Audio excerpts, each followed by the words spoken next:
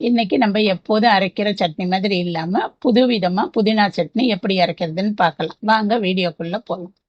இப்ப சட்னி செய்யறதுக்கு ஒரு பேன் எடுத்து அதுல நல்ல ஒரு ஸ்பூன் எண்ணெய் ஊத்திக்கோங்க. நல்லா கொஞ்சம் தாராளமாவே எண்ணெய் ஊத்திக்கோங்க. அதுல நம்ம இப்ப அதுக்கு தேவையான பருப்பெல்லாம் வறுத்துக்கலாம். 2 ஸ்பூன் கடலை பருப்பு, 2 ஸ்பூன் உளுத்த பருப்பு சேர்த்திருக்கேன். இதை கொஞ்சம் நல்ல கலர் மாறுற அளவு வறுத்துப்போம்.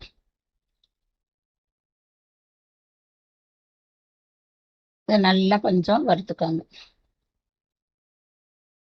இப்ப இந்த அளவுக்கு வறுத்த பிறகு இது கூட ஒரு 5 காஞ்ச மிளகாய் சேர்த்துக்கோங்க. இதையும் இது கூட சேர்த்து நல்லா கொஞ்சம் கலர் மாறுற அளவு இது 3ம் சேர்த்து ஒண்ணா நல்லா வறுத்துக்கோங்க. இப்ப இந்த அளவுக்கு வறுத்தெடுத்தா போதும். இப்ப எண்ணெயெல்லாம் வச்சுட்டு அந்த பருப்பையும் இந்த மிளகாவை மட்டும் ஒரு பிளேட்ல எடுத்துக்கலாம்.